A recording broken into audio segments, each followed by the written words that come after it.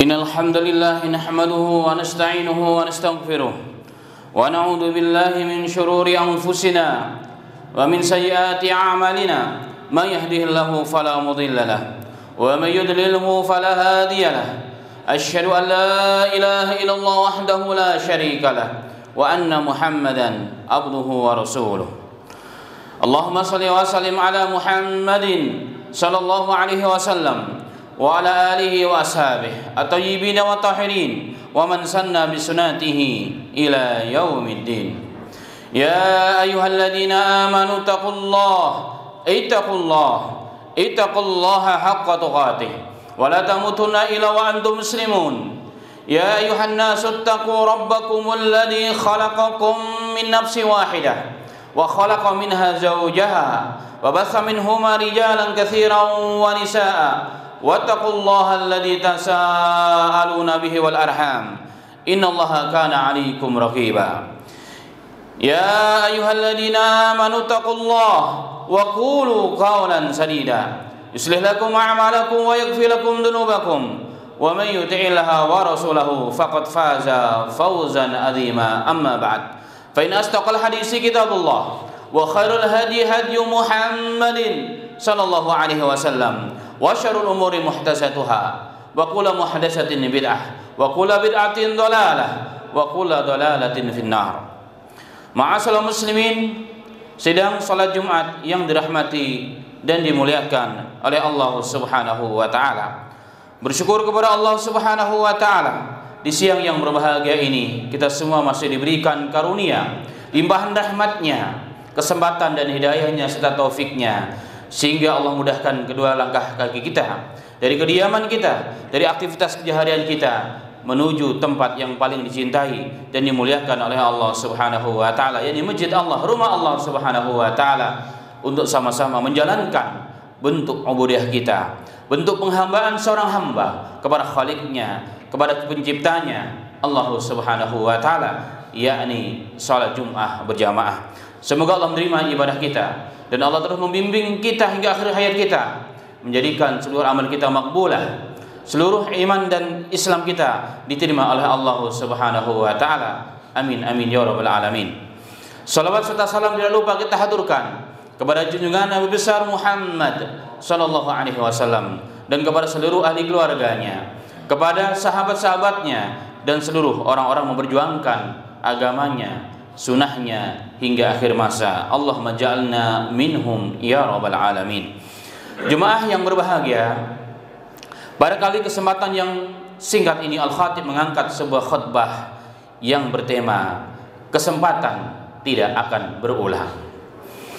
Jemaah sekalian yang dirahmati dan dimuliakan oleh Allah Subhanahu wa taala, dalam kehidupan nyata, apalagi kehidupan di akhir zaman, yang laqad kathura fil fitan, yang telah banyak di dalamnya fitnah, yang telah banyak di dalamnya persaingan-persaingan yang terkadang persaingan tidak sehat, saling menjatuhkan antara satu dengan yang lainnya. Sering kita mendengar istilah gunakan kesempatan karena kesempatan tidak akan berulang. Ma'asyiral muslimin, jemaah sekalian yang dirahmati oleh Allah Subhanahu wa taala. Pernyataan ini pernyataan hikmah, pernyataan yang secara umum memang benar, tetapi sayangnya cara pandangnya yang akan berbeda. Orang-orang yang melihat ini adalah orang-orang yang hatinya dipenuhi dengan dunia. Dia merasakan bahwa kesuksesan, kehebatan itu pada madiyah, pada kebendaan, pada jabatan, pada harta, pada rumah yang megah, pada mobil yang mewah. Maka mereka akan menggunakan segala kemampuannya, segala kesempatannya, segala kesempitannya untuk mendapatkan apa yang diinginkan. Terkadang tidak peduli halalkah dia atau haramkah dia. Betul kata Nabi Muhammad sallallahu alaihi wasallam dalam hadis yang sahih, sayati ala zaman, akan datang suatu saat kepada manusia di mana orang tidak yubali ma akhadha minal mal, tidak peduli lagi dari mana dia dapatkan harta itu. Aminal halal aw la haram, tidak peduli apakah halal yang didapatkan ataupun yang haram. Haram itu ada dua. Haram bendanya memang sudah haram, sesuatu yang memang ada khamarnya. sesuatu yang sudah dianggap itu secara syariat tidak benar alias haram, atau keharaman cara mendapatkannya, seperti dari hasil riba, dari hasil menipu orang, dari hasil mendolimi orang lain, mengambil yang bukan haknya dengan cara yang batil. Itu asalnya adalah halal, tapi kasbunya, cara mendapatkannya dengan yang haram, maka itu pun diharamkan oleh Allah Subhanahu wa taala. Ma'asal muslimin rahimani wa rahimakallah. Dan ternyata fitnah ini, ma'asal muslimin, bukan hanya menimpa orang-orang yang tidak beriman, bukan hanya menimpa orang-orang yang jauh dari agama, orang-orang yang tidak pernah sholat, bahkan ya asafa, oh sungguh menyesal, sungguh begitu kita sayangkan hari ini, bahkan orang-orang yang sudah sholat 5 waktu, bahkan orang-orang yang sudah mulai hijrah, orang-orang yang sudah mengenal sunnah, orang-orang sudah ngaji, bahkan mereka dengan sengaja, dengan mencari dalil pembenaran, mengambil harta yang bukan haknya, mendolimi orang lain.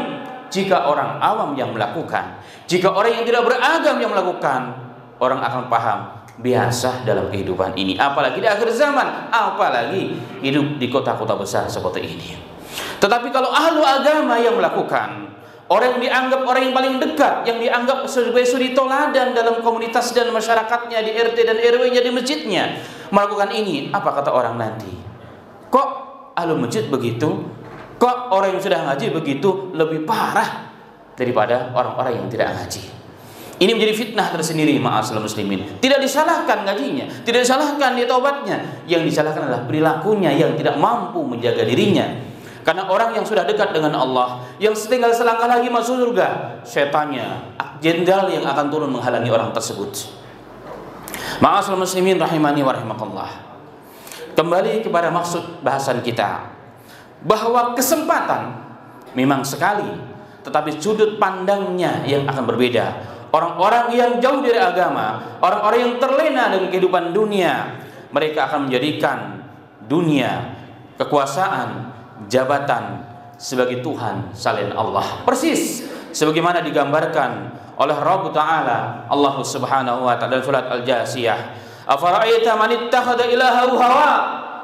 Wahai orang Islam, wahai Muhammad nabiku sallallahu alaihi wasallam, apakah Anda tidak tahu orang yang telah menjadikan hawa nafsunya, ilahahu hawa, sebagai Tuhan selain Allah, sebagai Tuhan sembahan selain Allah Subhanahu wa ta'ala? Adallahu ala ilmin, dia disesatkan atas ilmu.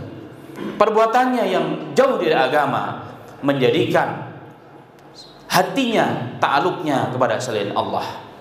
Jika dunia yang ada di hati dan benaknya, maka demi untuk mendapatkan itu menghalalkan segala cara, tidak peduli, tidak mengikuti lagi, tidak mengindahkan lagi norma-norma kemanusiaan, norma-norma keturunan, bahkan norma-norma agama. Tidak peduli, yang penting dapat. Karena hari ini yang haram susah, ya, yang haram itu pun susah, apalagi yang halal.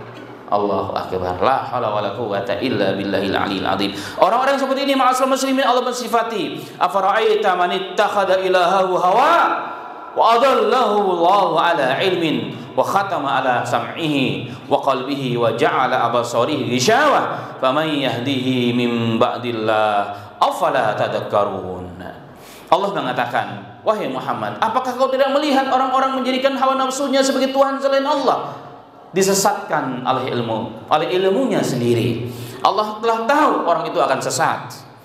Apa akibatnya jika hawa nafsunya jadi Tuhan selain Allah? Dia ikuti seluruh kehendaknya sesuai dengan hawa nafsu dan pikirannya. Akhirnya, natijahnya, buahnya, hasil dari perbuatannya, khatama ala sam'ihi wa qalbihi, Allah menutup pendengarannya, hatinya, basirahnya dengan ghishawah, penutup yang tebal. Sehingga sering kita melihat ada orang yang sudah tidak lagi peduli halal dan haram. Kok bisa ya dia melakukan hal seperti itu? Kok tega ya melakukan seperti itu pada temannya sendiri, pada gurunya sendiri, pada temannya sendiri, pada tetangganya sendiri? Sering ada pertanyaan seperti itu. Kenapa? Matanya sudah gelap, hatinya sudah tertutup, basirahnya sudah buta. Bukan buta matanya, buta basirahnya. Allah mengatakan, "Faman yahdihi min ba'dillah."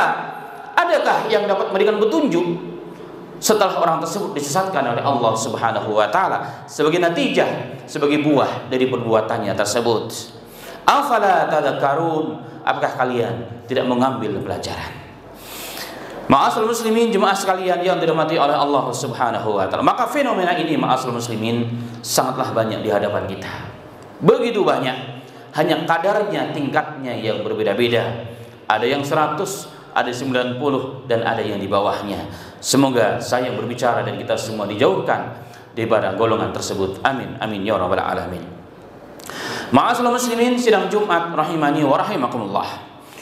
Berbeda pandangan dan sikap orang-orang yang beriman, orang-orang yang menghendaki kehidupan akhirat, orang-orang yang hatinya, pikirannya untuk surganya Allah Subhanahu wa taala. Menanggapi, menyikapi fenomena bahwa kesempatan tidak berulang secara umum, walaupun secara detail kesempatan terkadang sering datang kepada kita karena rahmat Allah wasi'ah. Berulang-ulang Allah berikan kesempatan, kita yang tidak mau mengambilnya. Tapi memang secara umum kesempatan itu hanya sekali. Kesempatan itu tidak akan berulang lagi karena hidup hanya sekali. Karena itulah maka Allah Subhanahu wa taala menggambarkan dalam banyak ayat ketika memerintahkan kita untuk berbuat baik, berbuat ketaatan dengan istilah fastabiqul khairat wasari'u ila magfiratin min rabbikum, berlomba-lombalah, yang diterjemahkan dengan bercepat-cepatlah, sebagaimana firman Allah taala walikulli wijhatun huwa muwalliha fastabiqul khairat. Allah mengatakan, dan tiap-tiap umat ada kiblatnya sendiri, kemana dia harus menghadapkan, kemana dia harus menghadapkan wajahnya. Fastabiqul khairat, dan berlomba-lombalah dalam kebaikan. Artinya bercepat-cepatlah dalam kebaikan. Pada ayat ini Allah mengatakan ingin berbuat baik itu harus seperti orang berlomba. Siapakah yang berlomba siapakah yang menang dalam perlombaan? Orang yang menggunakan kesempatan tersebut dengan sebaik-baiknya. Yang duluanlah yang akan menang. Baru yang datang berikutnya lah yang nomor 2 dan seterusnya. Begitu juga ma'asyiral muslimin. Dalam bab kebaikan, dalam bab ketaatan, kita berlomba dengan waktu. Kita berlomba dengan taufik. Mau ke masjid berlomba dengan kesehatan. Berlomba dengan waktu yang Allah berikan kepada kita. Mana duluan? Mati duluan atau ke masjid duluan? Ngaji duluan atau mati duluan? Berangkat ngaji kajian-kajian yang bagus-bagus atau sakit duluan? Itu perlombaan yang selalu 24 jam di hadapan kita, ma'asyiral muslimin. Masjid duluan atau kesibukan datang duluan? Selalunya ini menjadi hambatan kita semuanya. Karena itulah Allah mengatakan fastabiqul khairat. Pada ayat yang lain Allah mengatakan wasari'u ila maghfiratin min rabbikum. Wasari'u, beralihlah cepat, bergegaslah kalian kepada maghfirah, pengampunan dari Allah Subhanahu wa taala. Jadi untuk mencapai pengampunan Allah harus bercepat-cepat, ma'asyiral, enggak boleh telat. Kalau telat, kesibukannya yang mengalahkan kita, sakit yang akan mengalahkan kita, istri, pekerjaan, bahkan mati yang akan mendahului kita, ma'asyiral muslim. Maka selagi ada kesempatan, bercepat-cepatlah, bergegaslah untuk menggapai apa yang telah Allah berikan, yang Allah janjikan kepada kita. Benarlah Nabi kita Muhammad sallallahu alaihi wasallam dalam riwayat Muslim bersabda, "Man batu'a bihi amalu, lam yusri' bihi nasabuh." Barang siapa yang amalnya lamban, barang siapa yang amalnya lamban, ini tafsir Rasulullah dari ayat-ayat di atas. Barang siapa yang amalnya lamban, salatnya didahului anaknya nangis, salatnya didahului istrinya yang minta diantar ke toko, diminta untuk shopping, apalagi hari liburan. Amalnya yang telat karena sakitnya duluan, kesibukannya duluan, bahkan matinya duluan. Apa kata Nabi Muhammad sallallahu alaihi wasallam? Lam yusri' bihi nasabuh. Maka tidak akan bisa dipercepat dengan nasabnya, bagaimanapun nasabnya orang itu. Mau nasabnya siapapun, mau orang yang terhormat, mau berdarah hijau, darah biru, darah merah, bahkan keturunan Nabi pun tidak akan bisa bermanfaat jika amalnya sendiri yang tidak dipercepat, yang tidak memenangkan dalam perlombaan amal baiknya. Karena itulah maka Nabi Muhammad sallallahu alaihi wasallam pernah memberikan nasihat kepada putrinya Fatimah dan keluarga besarnya. Maka angkidu anfusakum minan nar. Rasulullah pernah mengumpulkan mereka, wahai keluargaku, wahai anak-anakku, wahai putriku, selamatkanlah diri kalian dari api neraka. Sesungguhnya nasibmu denganku tidak bermanfaat. Nasib tidak bermanfaat di sisi Allah Subhanahu wa taala jika amal kita telat, jika kita keluar dari rel yang digariskan oleh Allah Tabaraka wa taala. Ma'asyiral muslimin, jemaah yang dirahmati oleh Allah Subhanahu wa taala. Maka seorang budak hitam miskin akan mendahului seorang bangsawan keturunan raja yang berdarah biru. Jika seorang bangsawan tersebut tidak menjalankan ketaatan kepada Allah, bahkan berbuat maksiat. Karena setiap manusia akan dibalas dengan amalnya masing-masing. Karena itulah Nabi kita Muhammad Sallallahu Alaihi Wasallam pernah bersabda dalam hadis yang sahih yang diriwayatkan oleh Al-Imam Al-Hakim dan lain sebagainya. Dalam riwayat Abdullah bin Abbas radhiyallahu anhuma, Nabi Muhammad Sallallahu Alaihi Wasallam bersabda, "Ibtanim khamsan qabla khamsin." Gunakanlah, manfaatkanlah oleh kalian, ma'asyiral muslimin, jemaah sekalian, 5 perkara sebelum datang yang 5. Gunakanlah 5 ini. 5 ini tidak akan pernah berulang. 5 ini hanya sekali datang kepada kalian, wahai manusia. Maka gunakanlah sebelum datang 5 berikutnya. Sehingga 5 ini harusnya jadi pemenang, tapi yang 5 ini maka jadi kalah. Yang pertama kata Nabi Muhammad sallallahu alaihi wasallam, "Syababak qabla haramik." Masa mudamu sebelum masa tuamu. Gunakan untuk belajar. Gunakan mempersiapkan kehidupan yang panjang yang tidak berujung. Jika ingin sukses di dunia, sekolah TK. Hari ini 2 tahun sudah ada sekolahannya. Tambah 6 tahun. Ya 2 tahun di TK, 4 tahun di SD, SMP, SMA, S1, S2, S3 dan seterusnya. Hanya untuk supaya dapat hidup enak. Kehidupannya sudah terbatas. Kehidupan sudah ditentukan masing-masing nasibnya oleh Allah Subhanahu wa taala. Begitu luar biasanya kita mempersiapkan hidup ini, ma'asyiral muslimin. Lalu bagaimana? Lupakah kita dengan kehidupan yang abadi yang tidak ada ujung dan pangkalnya? Maka masa muda, kata Rasulullah, gunakan sebelum datang masa tua.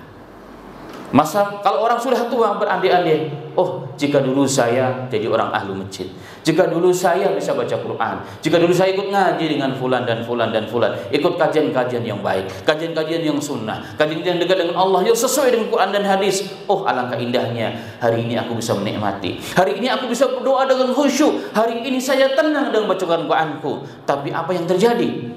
Seumur sudah tua tapi belum bisa apa-apa. Umur sudah hampir 1 tahun, 2 tahun, 3 tahun, 10 tahun, baca Quran belum benar, sholatnya belum tentu benar, karena baca Qurannya pun tidak benar. La haula wala quwwata illa billahil aliyil azim. Yang kedua kata Nabi Muhammad sallallahu alaihi wasallam, sehatan qabla sakimik atau qabla maridik. Oke, masa muda telah lewat, tapi masih sehat, gunakan. Gunakan selagi kita masih sehat. Yang sudah berumur, yang masih muda, sebelum datang masa sakit. Masih sehat, masih bisa ke masjid, masih bisa mencari guru-guru yang baik, bisa menghadiri masjid-masjid yang di dalamnya ada kajian-kajian yang baik.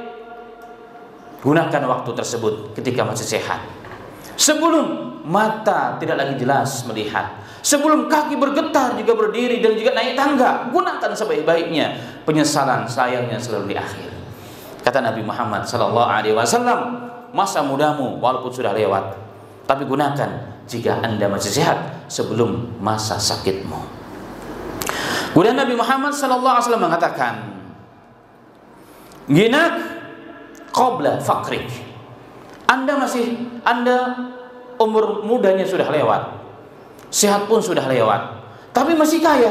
Gunakan kekayaan Anda untuk kemanfaatan dunia dan akhirat Anda.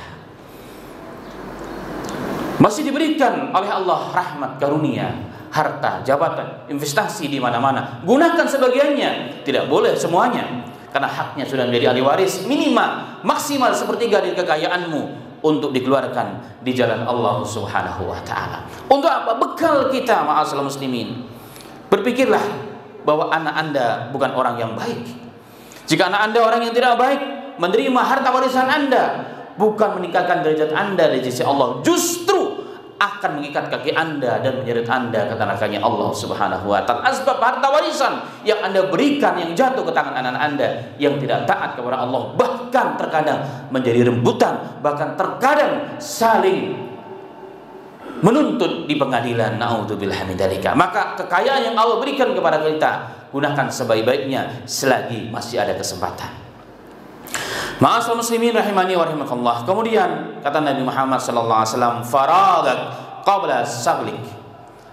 Kesibukan yang penuh hari ini itu didahului dengan kesempatan. Maka kesempatan hanya sekali, selagi masih ada waktu. Mungkin sudah sakit-sakitan, sudah tidak muda lagi, harta pun sudah tidak ada, tapi masih ada kesempatan. Gunakan untuk bertaubat. Gunakan untuk berbuat baik, beristighfar kepada Allah Subhanahu wa taala. Hari ini orang menyesal sudah tua, gak apa-apa, sudah tua, sudah gak punya harta, gak apa-apa, tapi masih ada kesempatan untuk kembali kepada Allah. Kembalilah, berhentilah dia berbuat maksiat, takutlah azab Allah Subhanahu wa taala. Waktumu tinggal besok, waktumu tinggal hari ini, waktumu tinggal nanti jam berikutnya. Gunakan sekarang, gunakan hari ini, gunakan hidup ini untuk ketaatan, beristighfar, bertobat kepada Allah, mempersiapkan sedaya mungkin sebelum kita kembali kepada Allah Subhanahu wa taala. Yang terakhir, jika semuanya sudah hilang, muda sudah lewat, sehat sudah tidak ada, kaya sudah tidak ada, kesempatan sudah hampir-hampir tidak ada, tapi masih hidup. Walaupun sudah tidak kuat untuk berdiri, walaupun sudah tidak kuat untuk berjalan, tapi masih hidup kita, kembalilah kepada Allah. Ambil kesempatan ini, jangan kau sia-siakan, karena akhir hidupmu menentukan kemana engkau akan berada. Rasulullah SAW mengatakan dalam hadis yang sahih riwayat Bukhari, innamal a'mal bi khawatimiha. Sesungguhnya amal itu tergantung akhirnya. Walaupun selama hidup kita penuh bergelimang dosa dan maksiat, lalai kepada Allah, ingat satu saat kita akan kembali kepada Allah Ta'ala. Selagi masih hidup, gunakan bertaubat, gunakan mendekatkan diri kepada Allah Subhanahu wa Ta'ala. Bantu orang-orang yang perlu dibantu, dukung para pejuang-pejuang Islam, para pendukung-pendukung sunnah, sebelum habis dicabut kesempatan tersebut. Semoga Allah berikan taufik kepada saya dan kita semuanya. Amin, amin ya rabbal alamin.